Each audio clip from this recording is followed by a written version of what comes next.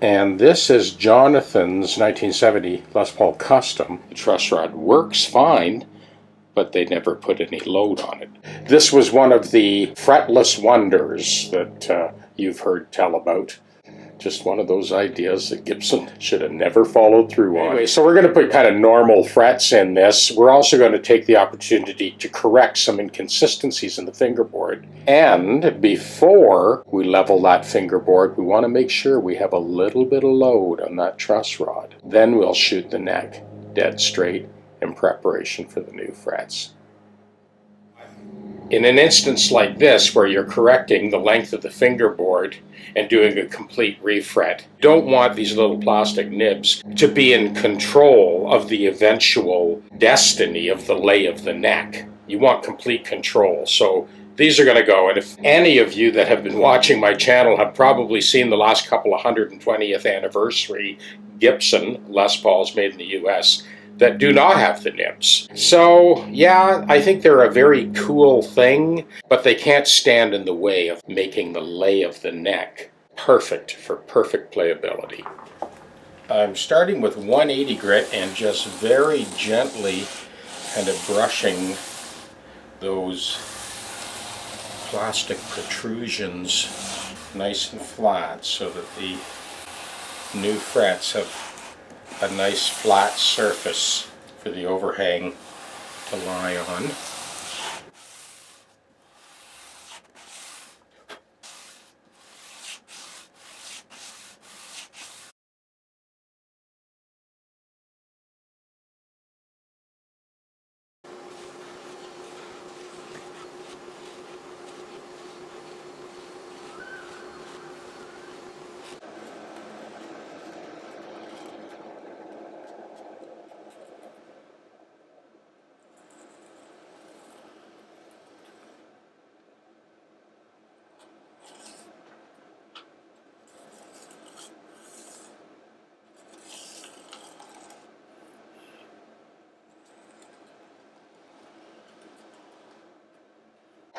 So what we're doing here is we're creating a nice flat footprint on the top edge of that binding for the overhang to rest on firmly.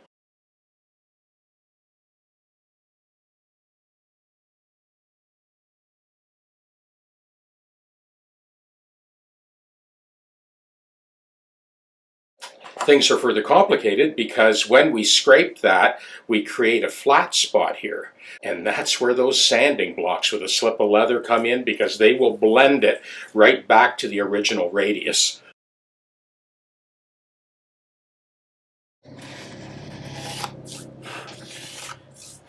Now, as I'm blending the scraped edge with the razor blade, I'm blending that into the natural radius of the fingerboard surface. And that was about all it took. 180 grit. And these are the sanding blocks that I send out in your kits. And this is going to give us a beautiful surface to seat those new frets.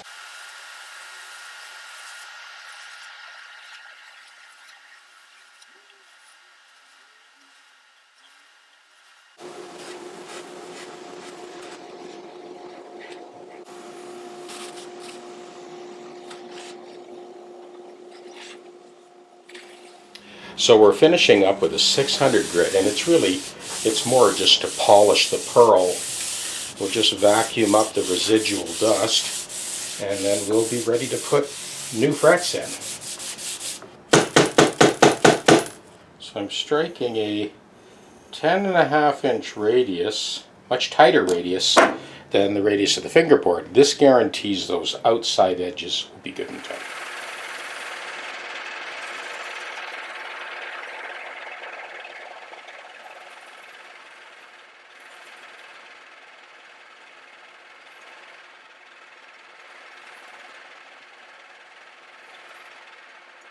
You know, I have had several students over the years lend me one of these things, and I never kind of really bothered with it, but I find now that, well, because I have several Gibson guitars for refret. This is pretty handy, I got to admit. Sort of old dog, new trick. And I know lots of people, my students included, have been using these things for years. And I guess maybe as I get a little older and my fingers get a little stiffer, this is really making sense. Anyway, I love the thing. It's a fellow from, I believe, from Australia that made it. And it wasn't very expensive. Anyway, it works like a charm.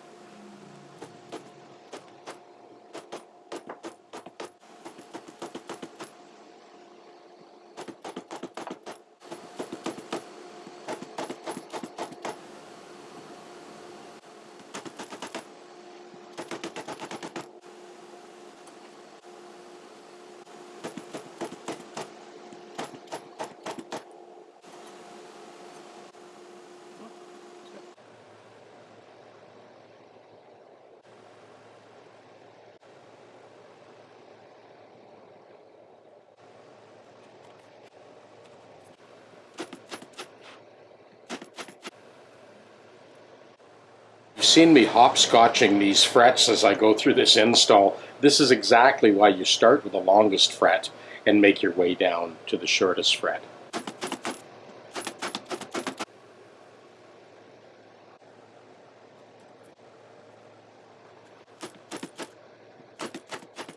Because I over radius the fret so that those outside edges would be good and tight. So when you drive it home, it actually spreads out a little bit. But you can see the tolerance there. There's probably about a millimeter on either side of that tang. So you can see that this type of fret job is way more labor intensive than just doing a, rosewood fingerboard, no binding. That's about as close as you want to get.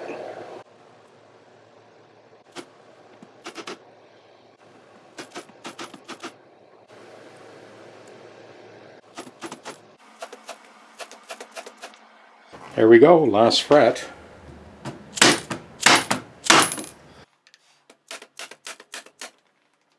What you see here is my rough length. The fret ends, as you can see, they're all beveled and polished.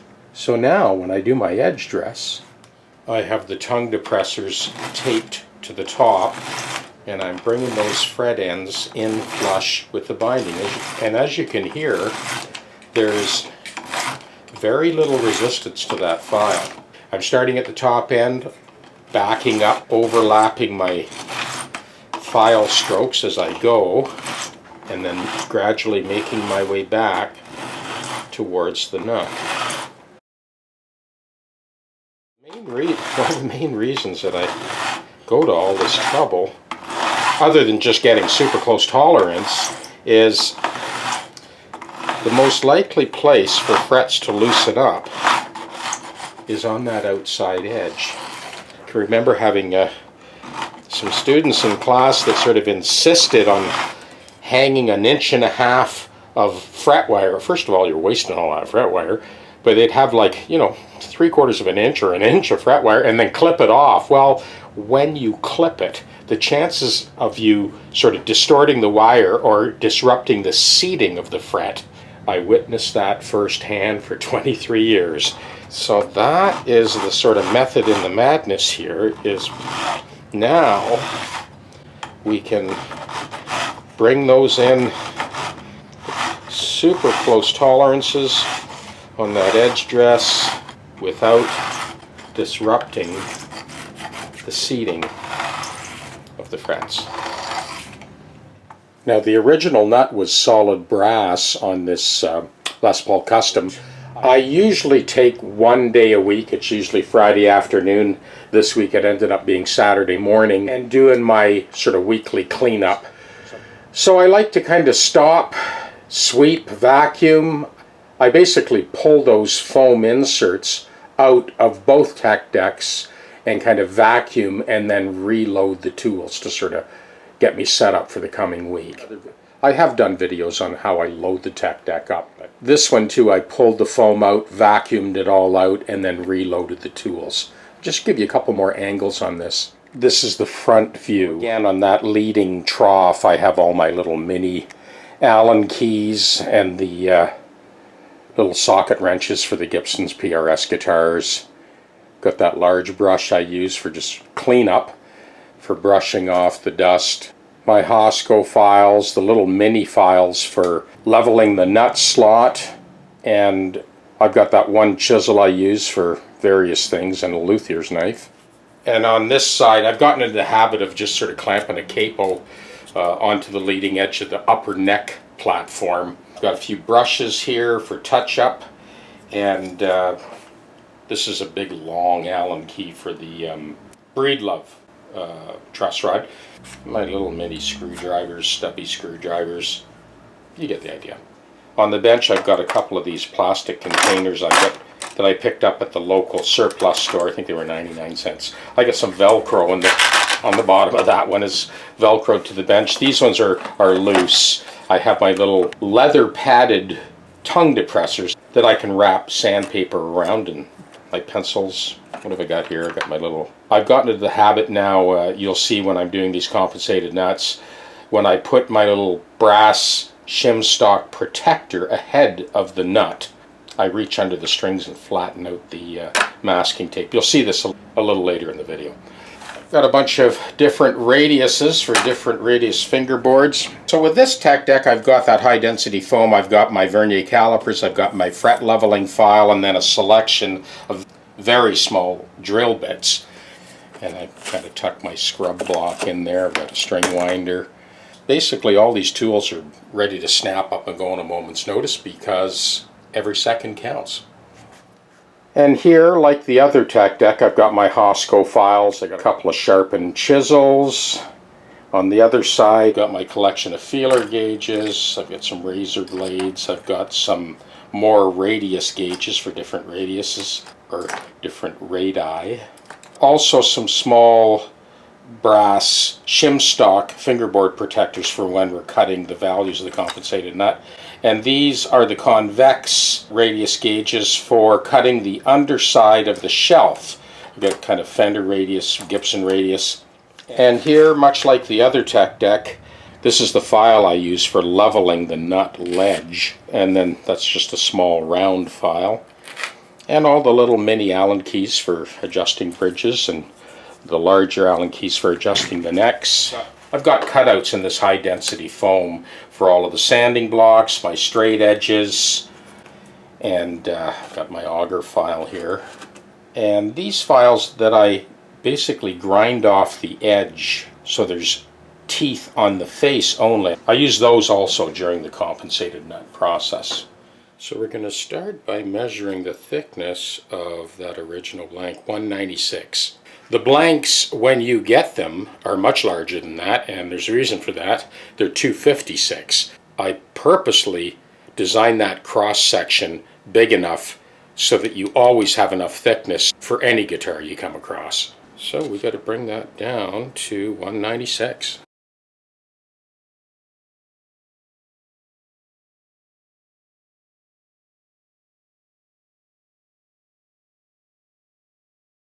I have this Gibson radius gauge that I made up. So I'm going to radius that shelf right now.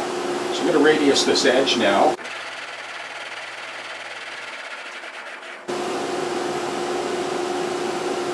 can live with that. 195.5. I think that's close enough. 195. I have lost count of how many times I've mentioned this in videos about the fit of the Les Paul nut, so that is a little tight. Now we're just going to scrape it with a razor blade and work it down so we've got a perfect press fit.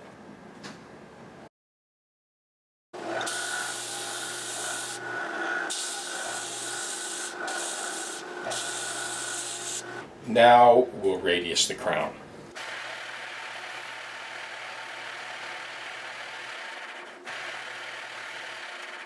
Well, there's no point in reinventing the wheel. You already have the spacing. the original spacing, so we're using the original nut.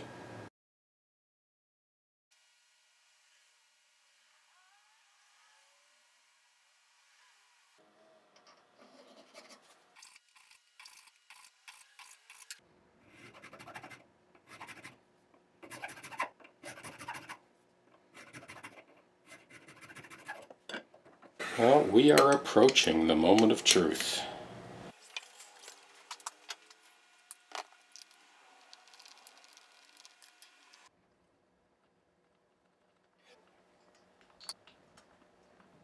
So now that the two outside strings are on, it allows me to do sort of a preliminary check. Here's another hockey puck trick. I did wrap those bridge posts so they're they're pretty tight. I can come down just a little bit more.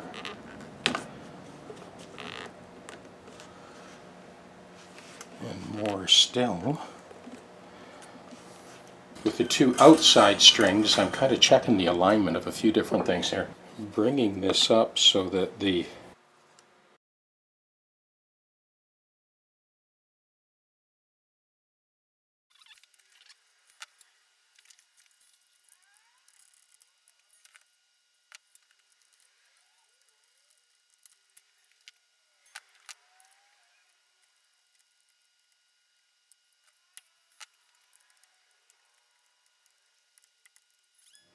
one thing I noticed that became obvious right away is that the strings line up beautifully with these pole pieces. Not with these ones though. But then again, these are the people that brought you the Fretless Wonder. I think Norland had bought out Gibson at that point, and their main shareholdings were, from what I remember, I think it was a beer, Milwaukee, or some Brewers Association or something. Normally, the spacing for the bridge pickup on the Les Paul Custom, the pole pieces are actually spread apart. As far as functionality, it's really not going to make a difference because those pieces are more than close enough to pick up the signal to the string. It's just one of those, just a little bit of an irritation to see that on a guitar at this value. String spacing is completed. I'm going to round off the back of the nut, but I am not going to cut it to length until all the values have been cut and the job is completely done.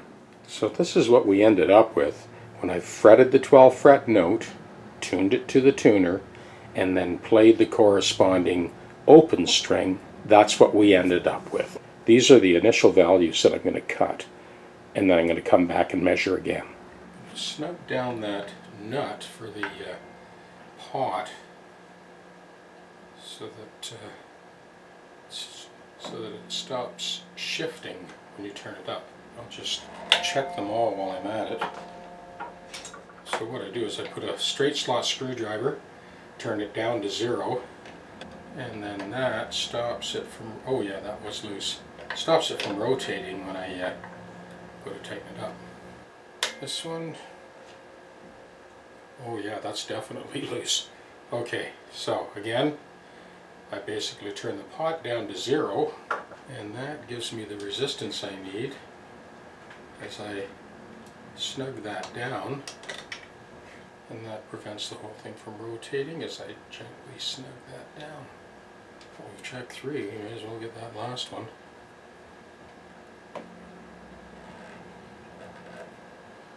Same deal, counterclockwise. Don't over tighten. Well, that one's actually pretty snug. Good. Now I have to get into the back of these pots to spray them. So again, it's just the way I do it. Bring it up to chest level, and then that allows me to actually be able to turn the pot. And there's a little bit of grindy sounding. Good, that's better. That's all it needed. Check the other pickup. Good. And tone pot.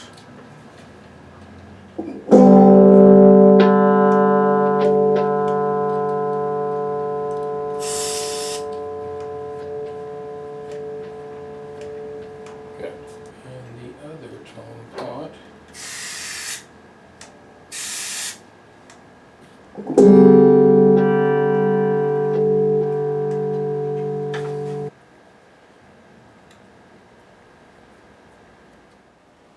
this is the final shot of Jonathan's Les Paul Custom, 1970 Les Paul Custom.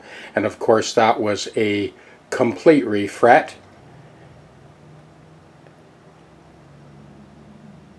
All three of these guitars, the two Les Pauls and that 67 ES330 are done. I just wanted to at least record a little bit of the sort of tank tone Les Paul Custom. I'm just going to play over this. That is the Les Paul Custom.